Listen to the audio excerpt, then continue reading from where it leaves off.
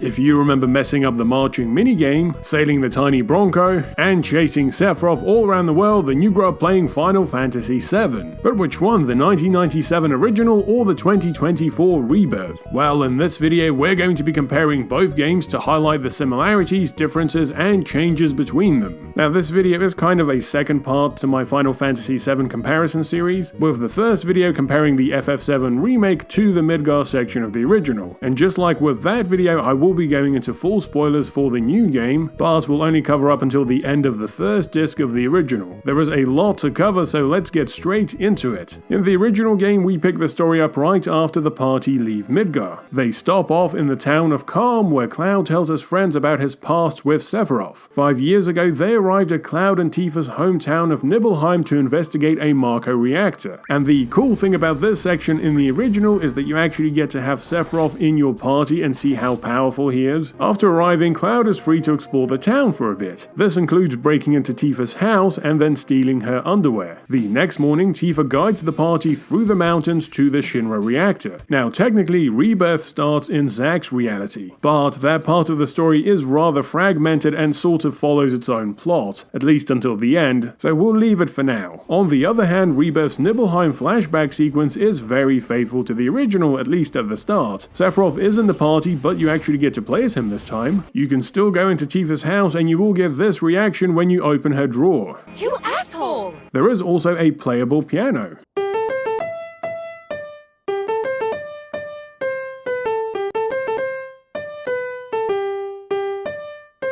Well shit, you're a merc of many talents. The new game also uses this section as a tutorial. Rebirth's battle mechanics are very similar to its predecessor. It's still an action RPG with a reworked materia and weapon system from the original. This game has also added some new traversal mechanics, with some of the playable characters having unique abilities that can be used throughout the journey. Now in the original, Mount Nibel had a sinister feel to it which was used to foreshadow the dark events which were about to happen. Rebirth changes the atmosphere completely, infusing it with a sense of exploration and using it as the game's opening credit sequence. As you progress up the mountain, you realize that FF7 Remake's trademark expansion of existing locations is very much present in this game. The environments are much bigger and naturally more detailed. Unfortunately, Remake's tendency to add a bit of filler is also present here. I'm not really sure what using this big hoover to suck up the Marco gas has to do with the backstory. The rest of the flashback is very similar in both the original and Rebirth. Sephiroth discovers Jenova. He then locks himself at the Shinra mansion to try and figure out the truth about his mother, eventually going insane and burning down the town. At the reactor, Tifa tries to get revenge for her father, but is attacked by Sephiroth, who reunites with Jenova. Cloud faces off against Sephiroth, but that's all he remembers. In the original, the party spend the night at the inn before setting off again. But at this point, Rebirth stays with the characters, using this as an opportunity to introduce the relationship system spread across a dozen or so quiet moments throughout the game. Your interactions gain you points, which are then used to decide who you go on a date with at Gold Saucer. Now this mechanic is present in the original, however Rebirth makes it a lot more overt. The next morning, Cloud is able to explore Calm. The little town with 8 buildings from the original has now been expanded into a much larger settlement in line with modern RPG standards. And I think this is one of Rebirth's big strengths. Every town, city, and settlement has been expanded, however it's clear the developers took great care to keep key elements from the original for the old school fans. Each location is also filled with side quests that you can attend to, in addition to just random stuff you can run into, like these ladies dancing. Another difference is that the party are actually chased out of town by Shinra, who are still pursuing them. Now the original game's locations were connected by an overworld like all Final Fantasy games of the 80s and 90s. But this being 2024, you can't have a single King Kong sized sprite running around the world map, and so FF7 Rebirth introduces its version of the open world map. And straight away you can tell this isn't going to be the type of game that tries to reinvent open world gaming. No, Rebirth's open world is simple and rather utilitarian. Sure, it has open worldy things like map towers and mounts that you can ride, but this game knows why you're here. You want to explore Junon, Gold Saucer, and Cosmo Canyon, and so it connects all these locations in a contemporary way. Now, the original game's world map was comprised of 3 main continents and then smaller land masses like the Wutai area. Rebirth's map layout is similar to the original, original, Bart does some creative tinkering to omit the locations the party won't be visiting in this section of the overall story. And when I say creative, I mean just slapping a big cloud over 1/3 of the map, or in Wutai's case just leaving it on the other side of the globe. Areas like Midgar and Fort Condor are visible but aren't accessible. Midgar has Shinra soldiers blocking the road, and Fort Condor is blocked by these jagged rocks. And speaking of locations, at this point in the original you'd come to the swamp, which is impossible to cross because you always get attacked by the Midgar Zolom, so instead you have to catch a Chocobo using the greens you bought from the farm, which can outrun the big snake. Rebirth follows the same formula, only this time there is a specific Chocobo, Pico, that you have to sneak up on. And yes, there is an entire Chocobo collecting element to this game similar to the original. Also, whenever you ride a Chocobo, the whole party gets one, and there is something incredible about seeing Red 13 ride on a Chocobo, even if his head does clip through it. In the original, you have to outrun the snake, but in Rebirth, you actually have to take it on as a boss. Both games then have the party go through the Mithril mine and then run into the Turks. Only Rebirth expands this section into an entire dungeon, which takes up the best part of a chapter. The party exit the mines in the Junon region. At this point in the original, you can run into Yuffie, one of the 2 optional characters in the game, and your dialogue options dictate whether she joins the team or just steals all your stuff. The party then head for the village underneath Junon, where they take on this big fish boss. This is followed by Cloud having to do this CPR minigame on Priscilla. In return for saving her, she calls her friend Mr. PS1 Dolphin to help you get up to Junon by doing this jumping minigame. Rebirth alters things a bit. Priscilla is still there, but Yuffie is the one who's in trouble. You save her and then fight the big fish. We then find out that Yuffie is on a mission to assassinate Rufus, but she doesn't join the party quite yet. You do get the Mr. Dolphin minigame, only this time it involves doing a race. In the original, Cloud gets to the top, disguises himself as a Shinra soldier, and then gets drafted into the parade, which is another minigame. And the quality of your performance is reflected in the TV ratings. This is followed by a synchronized send-off minigame for Rufus. The party then disguise themselves in Shinra uniforms and hop on board the boat, which takes them to the western continent. The entire Junon sequence is a lot more grandiose in Rebirth thanks to the modern visuals. Aerith and Tifa also disguise themselves in soldier uniform and join Cloud for the parade. The sequence is still based around a button matching minigame, but this time Cloud is made captain and has to run around the city collecting units. After the performance, Cloud is brought before Rufus, who tries to make a deal for them to assassinate Sephiroth, but Yuffie kind of blows it trying to assassinate him instead. Rebirth also has this subplot where Shinra and Wutai get ready for an all-out war. The Junon section ends with this ridiculous boss fight against the motorbike guy from the first game in an underground coliseum to the sounds of bebop jazz.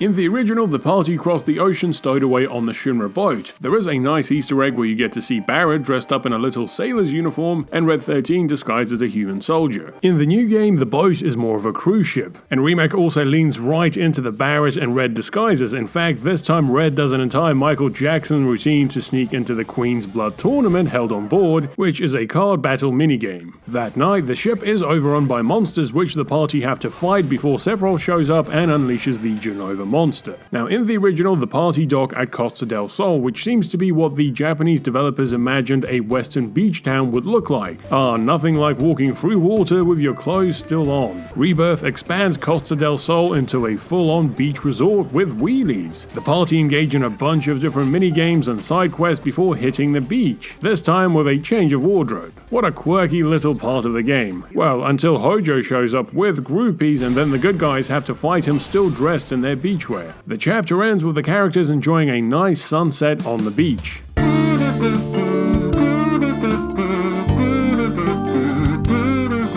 Oh, and Yuffie does finally join the party, and she even asks the same questions as in the original. Both games then have Cloud and friends cross Mount Corel and the Corel reactor on the way to Gold Saucer. Naturally, Rebirth expands this section into a big dungeon, complete with loads of grappling, and then a minecart section at the end. Another difference is that the party actually spot a weapon in the ruins of the old reactor. Now, the weapons weren't really part of the game until the second disc. However, in this new timeline, the planet has awoken them to protect itself in the absence absence of the Arbiter of Faith. You know, that thing they killed at the end of the first one? Both games then set up Barrett's backstory and the tragic history of Corel. The party then head to Gold Saucer. In the original, you enter by paying a fee. We then meet Kate Sith, who joins the party. The fun doesn't last for long because Cloud and friends are quickly dropped into Corel prison after Barrett is mistaken for his old friend Dyne, who shot up a bunch of Shinra soldiers. Rebirth turns the party's arrival at Gold Saucer into a very over-the-top, very Japanese event, complete with costume changes, spontaneous dance sequences, and an extremely roided-up Dio, who challenges Cloud to this nice boxing minigame using the sprites from the original. After that, the main story beats kind of play out the same, only there's no GP system this time. Instead, you've got to visit every area and play all the minigames. There is also a bit more of a setup to the date you're going to go on the second time you visit Gold Saucer, and eventually the party are made to go down to Corel Prison by Dio to find the culprit behind the shooting. In the original, the Corel Prison section is split into two main parts. First, we have the search for and encounter with Dyne, and then a trip back to Gold Saucer to try and win back your freedom via a Chocobo race. Rebirth switches these sections around. This time, Barrett has gone missing and Cloud has to do the Chocobo race first in order to get information on his whereabouts. Well, before that, we've got to do a bit of filler in the form of having to find food for the Chocobo. Oh, I didn't realize Panic at the Disco had a residency in Corel Prison, and so Cloud wins the race, and then we find Barrett in the desert. And just like in the original, Barrett confronts Dyne, but this time around Dyne dies in a firefight with Shinra instead of, just walking off the edge of a cliff. The sad moment is cut short by the arrival of Palmer in a big yellow robot which you have to fight. Both games then have the party obtain the buggy, which is able to cross shallow water. Now, in the original, you can either go straight to Cosmo Canyon or stop over at Gongaga. It's an optional town with another blown reactor where the party run into the Shinra goons and get some backstory about Zack. The remake makes Gongaga a mandatory location. After meeting Zack's parents, the party split in two and go to confront Scarlet and the Shinra forces at the reactor. Cloud and the boys take the normal route while Tifa and the ladies go via chocobos jumping on giant mushrooms. The plot then takes a bit of a left turn when Cloud, under Sephiroth's influence, attacks Tifa, who falls into the Marco, then gets eaten by a weapon, and then ends up in the live stream. She sees memories from her past and visions of Sephiroth corrupting Cloud before being spat out by the weapon. Yeah, I think we should have just gone straight to Cosmo Canyon. Speaking of which, the original version of Cosmo Canyon is accessible by foot on the world map. There we meet Red's grandpa, Bugenhagen, who gives us a nice environmental presentation about how sucking out all the planet's life force is a bad idea. Cloud then has a nice moment with his crew by the bonfire before going through the Cave of the Gi, where they defeat the evil ghost and learn that Red's father Seto was a hero that sacrificed himself. In Rebirth, Cosmo Canyon can only be reached by air or boat, and so the party get a lift from none other than Sid Highwind and his tiny Bronco. That's right, the same Sid that you won't actually meet until a bit later in the original. The game makes you think that you have some marginal control over the Bronco when it flies, but in reality it's on rails. Upon arrival at Cosmo Canyon, Red 13 reveals that he's been putting on a voice and he actually sounds like a 90s teenager from a Pepsi commercial. Hey,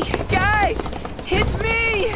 I'm back! Get it? Because he's technically 16. Grandpa Oppenheimer is still floating on a big ball and he still gives a kick-ass presentation. But this time the entire town seems to be run by this planetology cult who sit in circles and clap at each other. Watch, any moment now they're going to try to sell Tifa some essential oils. The quiet moment by the campfire has also been turned into an entire festival. The Gi Cave has been expanded into an entire dungeon with different puzzles, but it still ends with the same boss fight and an emotional scene of Red learning the truth about his father. This time, however, the Gi Ghost shows up, takes the party on a gondola ride to his domain, and then asks them to retrieve the black materia. Now, the next part of the original has the party visit Nibelheim, which has now been rebuilt. They find Sephiroth in the basement of the mansion, who invites them to the reunion and then bails. This is also the point at which you can unlock the second optional character, Vincent. You crack the safe, fight the boss, and then get a key to his room where he's chilling in a coffin. Afterwards, the party cut through Mount Nibel and reach Rocket Town on the other side. Also, I know they call it Mount Nibel now, but I'm too old to change. I can barely remember to call her Aerith. In Rebirth, Sid gives the party a lift to Nibelheim where we get some filler. You see, the party need to use a terminal in the Shinra mansion, but they can't access it without a keycard, which is all the way at the reactor. So they split in two. Cloud, Tifa, and Yuffie go through the mountains and up into the reactor. Kate Sith and the rest then go into the mansion, only to get dropped into this basement section where you have to spend ages trying to get out by doing these boss box puzzles. The party does encounter Vincent at the end of the chapter, but this time you have to face him as a boss in his beast form before he joins the team. Now at this point in the original, the party meets Sid in Rocket Town, get his backstory, and then get in the tiny Bronco, which can only be used to sail around shallow waters due to a mechanical fault. This is also followed by the most confusing part of the original, where the game just kind of forgets to tell you where to find the keystone to get into the Temple of the Ancients until you stumble on this one little house where the guy tells you to go to Gold Saucer. In Rebirth, Cait Sith straight up tells everyone that the keystone is a Gold Saucer. Sid tries to fly the party there, but encounters a fault, thereby turning the Bronco into a boat. Also at this point, both Sid and Vincent join the party in spirit. You see, they tag along for the story events, but you can't actually use them in battle. In the original game, you get the keystone from Dio after entertaining him at the battle station. The party then spend the night in a spooky hotel, and Cloud goes on his date with either Aerith, Tifa, Yuffie, or Barrett, depending on the choices you made throughout the game. Cloud and his date participate in this little pantomime at Event Square, and then you get to ride the big wheel. This section ends with the party being betrayed by Cait Sith, who turns out to be a Shinra spy. Rebirth once again shuffles things around. The date actually takes place first, and the little pantomime has now been upscaled to a virtual reality performance of Loveless. It starts with an operatic ballet sequence featuring Jessie, before moving on to the reworked version of the play, this time around with Barrett and Red playing the bad guys. The button matching minigame is set alongside an elaborate action sequence, followed by a powerful vocal performance from Aerith. I'm still in a dream, snake eater.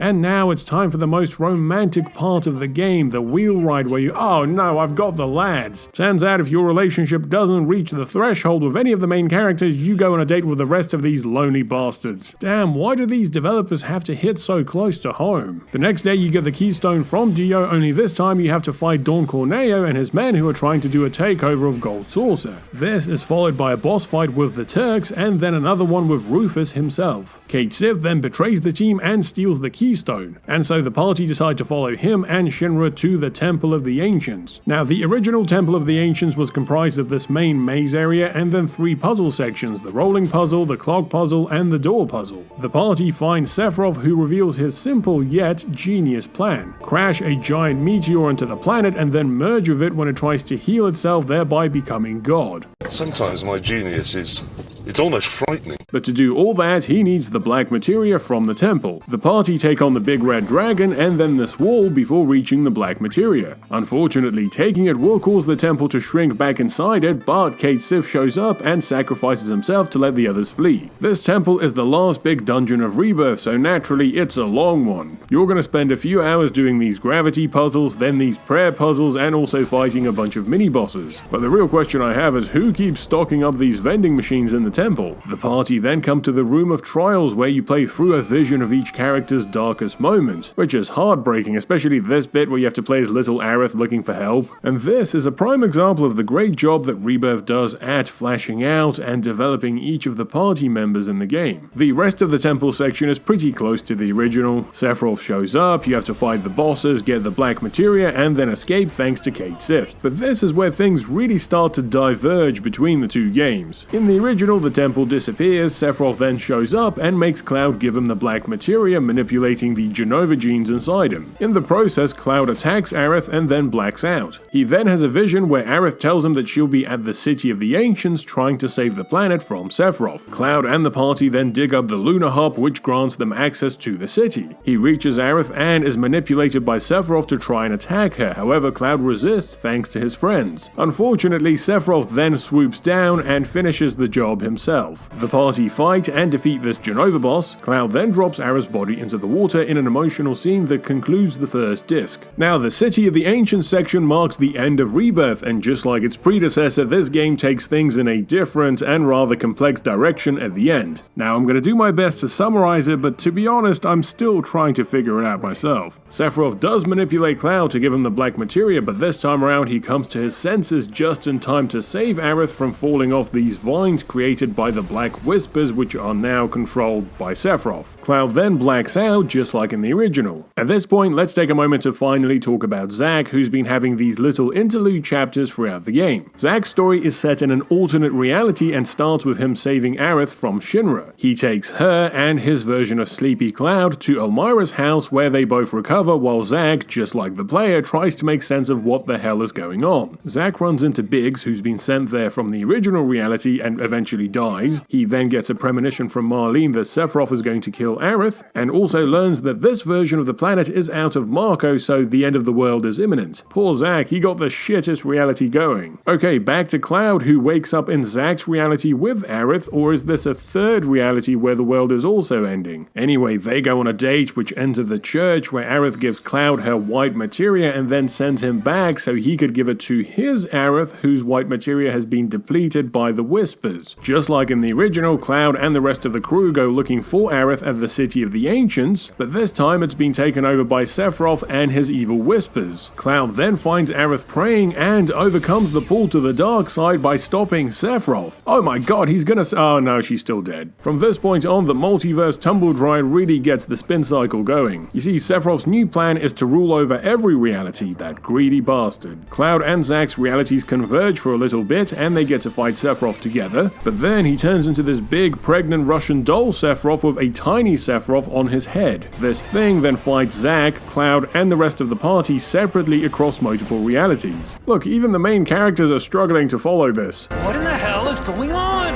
And then finally Sephiroth takes on Cloud, this time with the help of Aerith. They defeat him and he flies away, for now. Aerith fades away, but then she wakes up. Oh wait, they're actually gonna save her. Oh no, she's like a Force ghost now that only Cloud can see and talk to. Oh, and he also has the black materia now. And Wutai are gonna go to war with Shinra, manipulated by Sephiroth. And Zack is still alive in his reality. I have absolutely no idea what's going on. And so there we have it, the original Final Fantasy VII compared to FF7 Rebirth. Wow, okay, so let's start with the straightforward stuff. Just like the remake, Rebirth expands both the world and characters of the original game, and for the most part, I think it did a really good job of both. The environments and locations have been brought up to contemporary standards while still retaining their connection to the original. Sure, they've lost a bit of that PlayStation 1 charm, but that was inevitable. Rebirth also excelled at flashing out the characters and giving them more time and opportunities to interact, which as a fan of the original I really appreciated. It's like seeing your favorite band from the 90s get back together, only this time in 4K dressed in a bikini. There is still a bit of padding and filler in this game, but it's a lot less jarring and better integrated than in the first installment. And then we have the story changes, mainly those at the very end. Now, as of the making of this video, the game has only been out for about a week and the fandom seems to have already been split in two. There are those who herald this as a brilliant reinvention of the original and a bold step forward for the series. And then there are those who feel that the changes were unnecessary, out of place, or just overly convoluted for the sake of it. Now personally, while I appreciate the developer's ambition and attempt at reinventing the narrative, I do think there are too many spinning plates in the air and we are getting to the point where you have to watch about 3 different explanation videos after completing the game just to understand what's going on. Just play along for a bit,